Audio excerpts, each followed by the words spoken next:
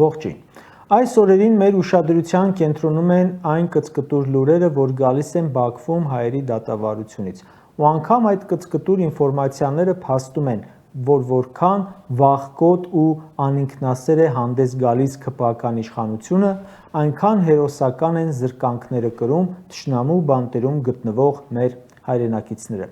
Արցախի պաշտպանության նախկին փոխնախարար գեներալ-մայոր Դավիթ Մանուկյանը համաձայն հրապարակումների իրեն պահել է հայ գեներալի պես, հաստատել է, որ կռվել է Ադրբեջանի զինուժի դեմ։ Դավիթ Մանուկյանը մշտապես ծառայել է Հայաստանի Հանրապետությանն ու Արցախի Հանրապետությանը թե որպես գնդի հրամանատար, կորպուսի հրամանատար, փոխնախարար, չի խնայել իրեն ու հիմա էլ Բաքվի բանտերում էլի ցույց է տալիս հերոսական կեցվածք։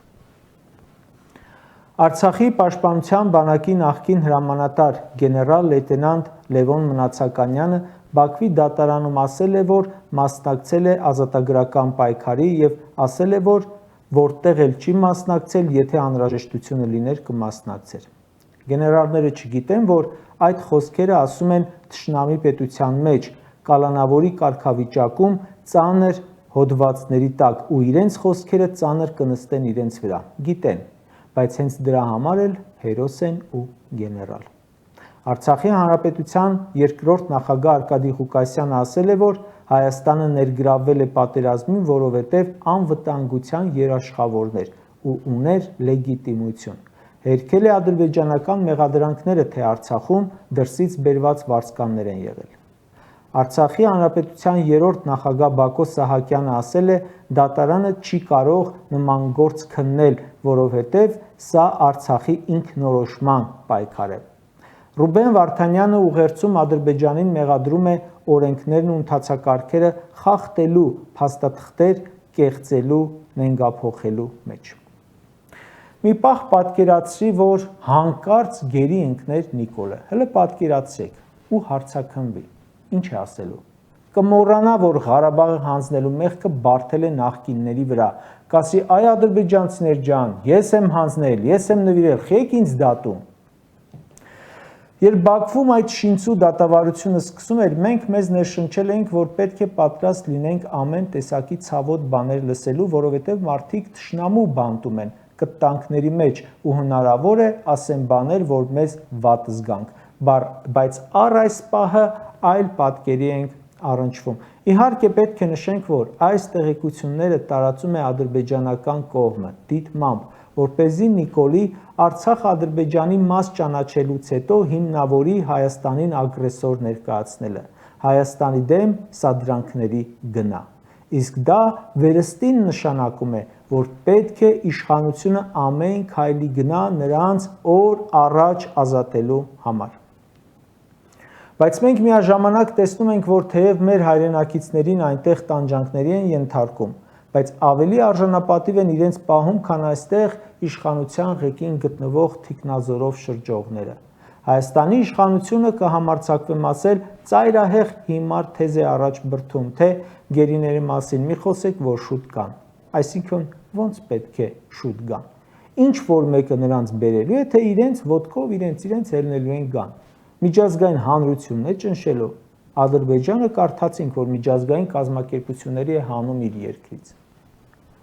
Մարտի 5-ին Հայաստանի խորհրդարանում կատարված մի քանի ելույթ ամոթալի էր ուղղակի։ Արարատ Միրզոյանի պահվածքը։ Նախկին արտգործնախարար Վարդան Օսկանյանը կոչ էր արել Նիկոլ Փաշինյանին դադարեցնել Ադրբեջանի հետ բոլոր տեսակի բանակցությունները, մինչև գերիները վերադառնան։ Արարատ Միրզոյանն ասում է. «Սարսափում եմ, երբ պատկերացնում եմ այդ մոտեցմամբ մարդը պատասխանատվություն է ունեցել վարել բանակցությունները։ Հասկանում եմ, ասում է, ինչու դրանք որևէ արդյունք չեն տվել»։ Արարատ, այդ քո ասած մարդու արտգործնախարար եղած ժամանակ բանակցություններով դու խաղաղ ապրել ես, աշխատել ես։ Քո վարած բանակցություններով այդ մարդը մի քանի հատ պատերազմ է տեսել արդեն։ Ասենք չեք դադարեցնում բանակցությունները, բայց ձեր խաղաղության պայմանագրի համար պայման դրեք։ Ադրբեջանը պայման է դնում, չէ, սահմանադրությունը փոխիր, որ կնքեմ խաղաղության պայմանագիր։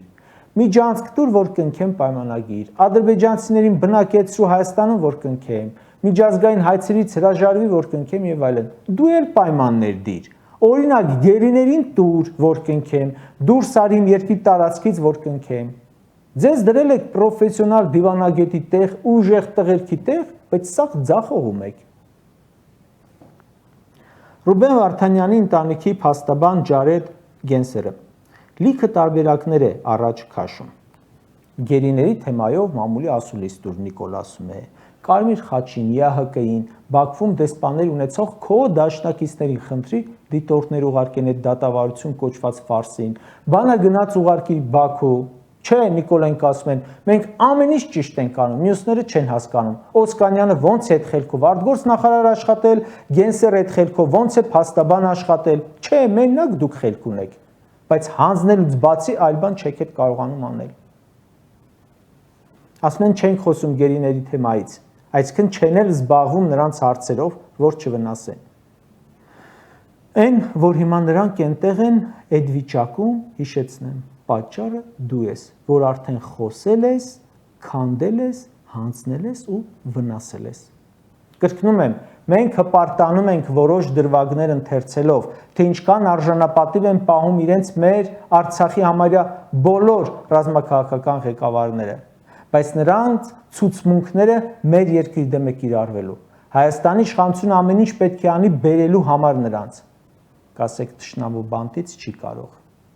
Թշնամին մեր բանտից իր ցմահ ազատազրկվածներին ոնց կարողացավ տանել։ Լավ, Նիկոլը թույլ է, հարիվ է, չի կարող։ Կա երկրի ղեկավար, որը Ադրբեջանի հետ լավ հարաբերություն ունի, թող դիմեն այդ երկրների ղեկավարներին։ Եթե կա նման միջազգային գործարար, որը Ալիևի հետ լավ է, դիմեք նրան։ Դերասան կա, դիմեք նրան, ինչ ուզում է անի, բայց պետք է անել մի բան։ Իրենց հույս են տվել, ու մեզ համոզում են, թե խաղաղության պայմանագիր կոչված բանը կլուծի այդ հարցը։ Իսկ եթե չի կնքվում, կամ ոնց պետք է լուծի։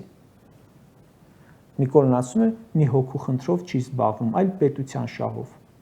Դու չես հասկացել, որ նրանց օր առաջ բերելը հենց պետական շահն է։ Թողնելու ես դատական ֆարսը մինչև վերջ գնա, հետո արդյունքներով Ադրբեջանը քո ասած հիմքերը ստեղծի Հայաստանի վրա հարձակվելու, հետո էլ մեղավոր համարես գերիներին։ Դատավարության հենց առաջին օրը ադրբեջանական մամուլը գրեց, թե Արայք Հարությունյանն ասել է, որ Ադրբեջանի խաղաղ բնակիչներին հարված է հասցվել ոչ թե իր, այլ Փաշինյանի հրահանգով։ Կարևոր չէ Արայք Հարությունյանը դա ասել է, թե չի ասել։ Կարևորն այն է, որ դրանով Ադրբեջանը կարող է հիմք ստեղծել պատերազմի համար։ Հիմքեր է ստեղծում միջազգային դատաներ դիմելու համար։ Դու պետք է նրանց բերելով հենց քեզ ու երկիրը գլխացավանքից ազատես։ Շահը հենց այդ է պետական։ Այդ որ ասում ես զբաղված են պետական շահով, կրկնում եմ, հենց պետական շահը դա է պահանջում։ Այս լուրջ հարցերը թողել են, այս բան ինչ որ անկարևոր բաների հետևից են ընկել։ Հեռուստաաշտարակի տարածքից հող են վերադարձել պետությանը, այսինչ տեղից ավտո են վերադարձել պետությանը։ Դու այդ քո բերածները, այսպես ասած վերադարձածները, կտոր հանձնելու ես Ադրբեջանին, եթե մնաս։ Անգամ թշնամու բանտից հղած ուղերձում ասում են, այս դատը խաղաղության համար չէ, պատերազմի համար է։ Ադրբեջանը քո հետ խաղաղության պայմանագիր չի կնքում, այլ դատավարությամբ պատրաստվում է նոր սադրանքների։ Կարճ ասած, Նիկոլ Փաշինյանին պետք է ուղիղ հարց տալ, շատ ուղիղ։ Դու ուզում ես գերիները գան, թե չէ։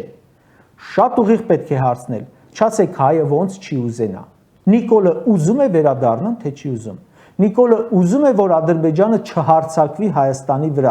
Նիկոլը չի ծրագրում տարածքներ տալ, նորը զիջել։ Եթե ոչ,